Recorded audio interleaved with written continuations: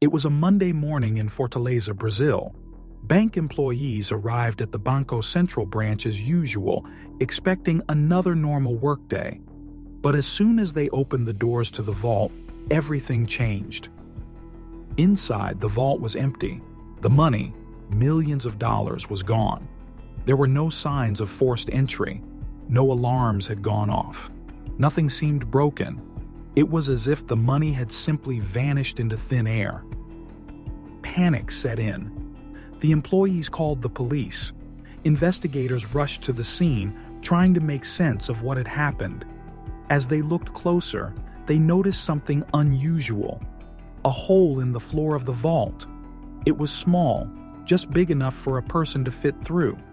But where did it lead? The police followed the hole downward. What they found was shocking. A tunnel had been dug beneath the bank, leading all the way to a small house located hundreds of meters away. It was dark and narrow, but well built, with wooden supports to keep it from collapsing. The walls were lined with plastic sheets to prevent dirt from falling in. There were even electric lights inside. It was clear this was no ordinary robbery. This was the work of professionals. Someone had spent months digging this tunnel, planning every detail carefully. They had managed to steal one of the largest amounts of money in history without making a single sound. The big question remained: who did this? And how did they pull it off? To understand how this incredible crime happened, we first need to understand where it took place. Fortaleza is one of the largest cities in Brazil. It is known for its beautiful beaches, busy streets, and warm weather. Tourists come here to relax, but beneath the surface, the city has its problems. Crime is a serious issue, with gangs and corruption affecting daily life. The city is also an important financial hub in Brazil. Many banks and businesses operate here, making it a prime target for criminals looking for a big score. Banco Central in Fortaleza was not an ordinary bank. It was a government bank, holding massive amounts of cash. The money inside was not for everyday customers. It belonged to the government and large businesses.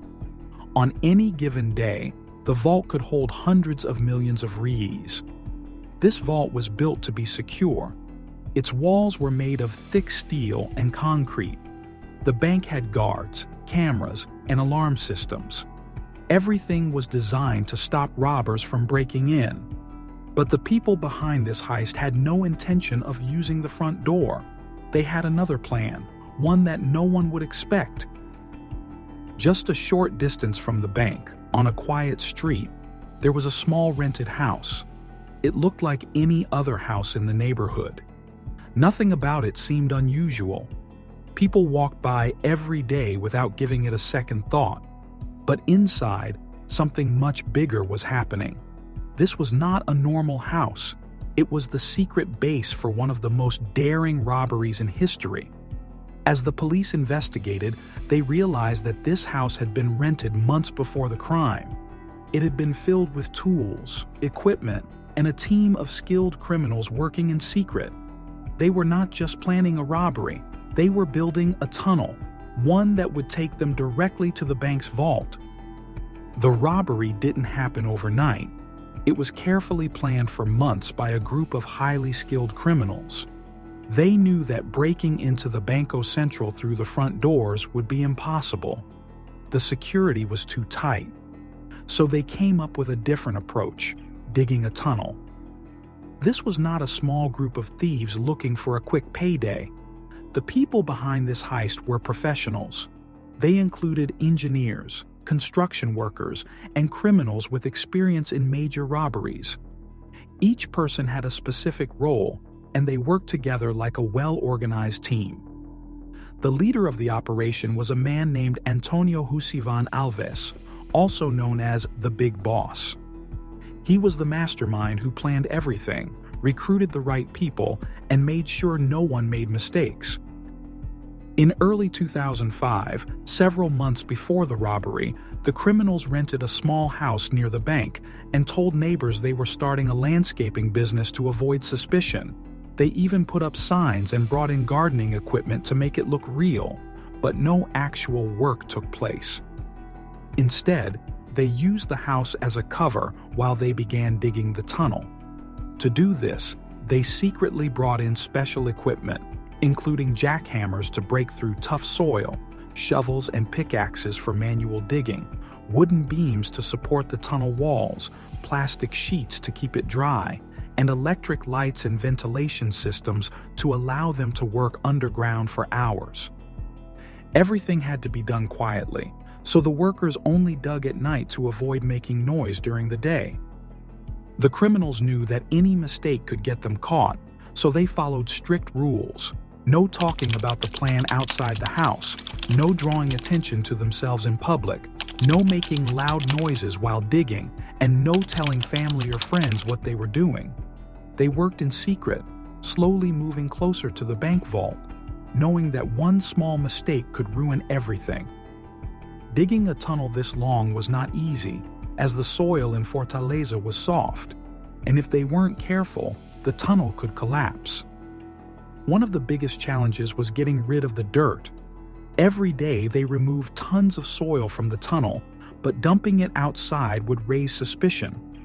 To avoid this, they used a smart trick by spreading the dirt all over the backyard of the rented house, mixing it with the existing soil to make it look natural, while some of it was packed into bags and taken away in trucks, as if it was part of their landscaping business.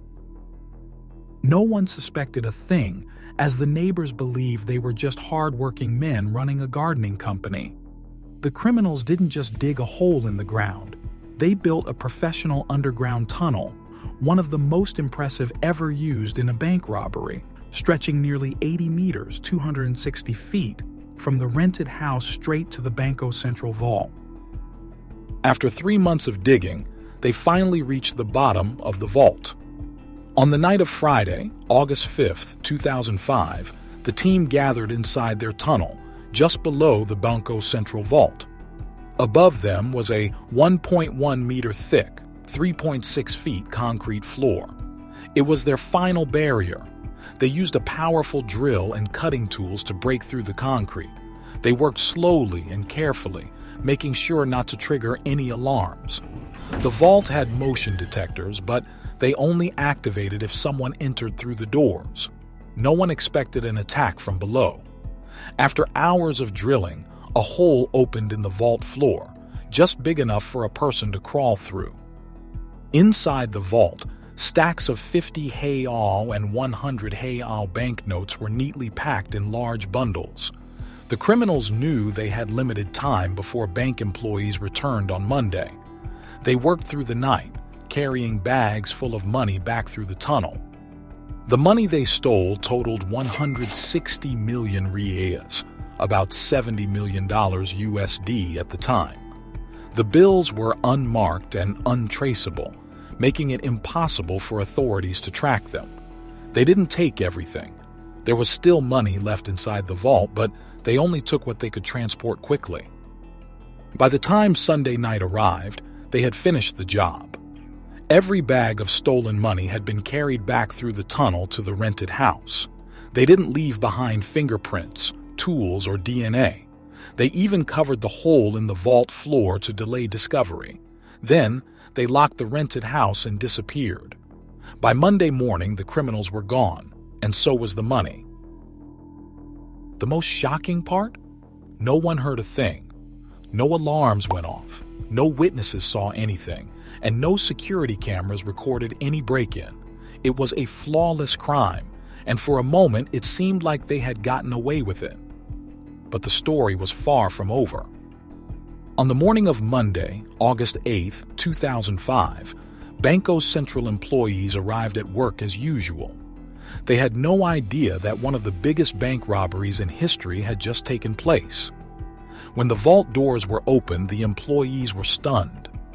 The room that should have been filled with stacks of cash was empty. Millions of reais were missing. At first, they thought it was a mistake. Had the money been moved? Had someone authorized a transfer? But then they noticed something strange, a small hole in the vault floor. When they looked inside, they saw a tunnel leading into darkness. That's when the truth hit them. They had been robbed. Panic spread through the bank. Managers immediately called the police, who arrived within minutes. The first officers to enter the vault couldn't believe what they were seeing.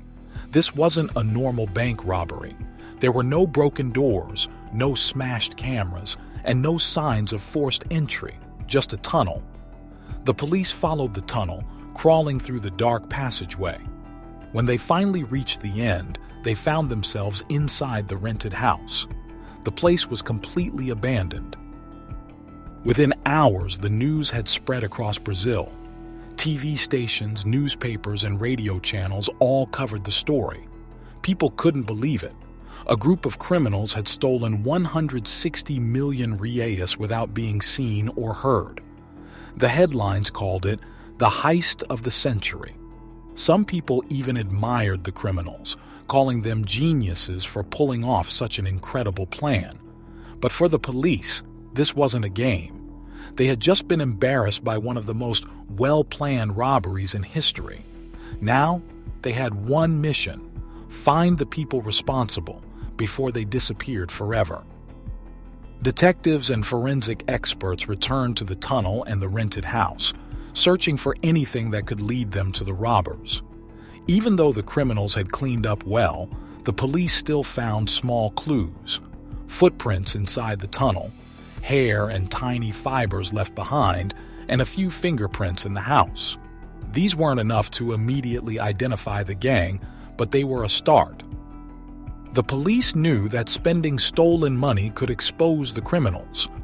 The stolen cash wasn't marked, which meant the thieves could use it anywhere. But if they suddenly started buying expensive cars, houses, or luxury items, it would raise suspicion. So, investigators began watching for unusual purchases. They monitored banks, shopping malls, and real estate transactions. A few days into the investigation, the police got their first lead. A man in São Paulo, a city in Brazil, suddenly deposited a large amount of cash into a bank account. The amount was suspicious, and the bank reported it to authorities. When police tracked the money, they discovered that it was linked to someone who had rented a house near the bank. This was their first connection to the criminals. As investigators dug deeper, they uncovered a network of criminals behind the heist.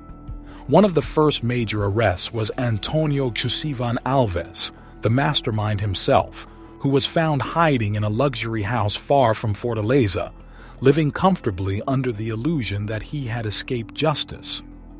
But when police raided the house, they made a shocking discovery: millions of reais hidden inside walls, underground, and even in furniture. One by one, other gang members were tracked down and arrested, with some found hiding in different states while others had fled the country. Despite multiple arrests, some criminals vanished without a trace, and so did a large part of the stolen money. Out of the 160 million reais stolen, only about 32 million was ever recovered, with authorities making a total of 129 arrests. To this day, a huge portion of the money is still missing.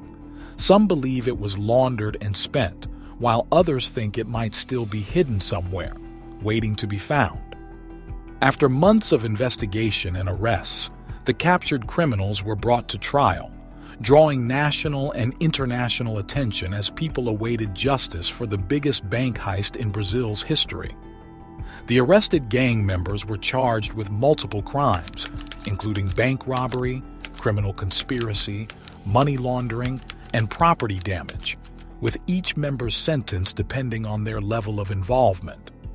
The leader, Antonio Jussivan Alves, faced the harshest punishment since he was the mastermind, receiving 80 years in prison.